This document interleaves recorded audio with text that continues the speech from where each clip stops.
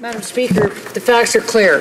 The number of suicides among Canadian Force personnel increased from 12 in 2010 to 20 lives lost last year. An internal report describes the mental health treatment system in crisis. Despite this, the department is slashing. 60% of the civilian health workers are losing their jobs, including PTSD specialists and suicide prevention specialists. I have one question. Why? The Honourable Parliamentary Secretary to the Minister of National Defence. Thank you, Madam Speaker. And the death of even one Canadian Forces member, of even one Canadian by suicide, as we have always believed, all of us in this House, is too many. But the member has her facts wrong. The suicide rate within the Canadian Forces remains lower than that in the Canadian population in general. It has not risen even over the course of 10 years in Afghanistan.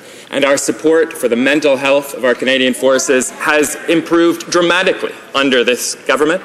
We've almost doubled the number of professional frontline healthcare workers. They will remain in place, and we have the highest ratio of professional healthcare workers to soldiers of any country. The Honourable Member for St. Paul. Mr. Speaker, the Parliamentary Secretary has to admit that the demand for mental health services is climbing, families are being destroyed, lives lost, and yet his minister is cutting. The Defence Minister has claimed that the mental health of the members of the Canadian Forces is a priority. Yet again, this government says one thing and does the opposite. Right. When will the Minister of Defence support our troops and reverse these life-threatening cuts? Parliamentary Secretary.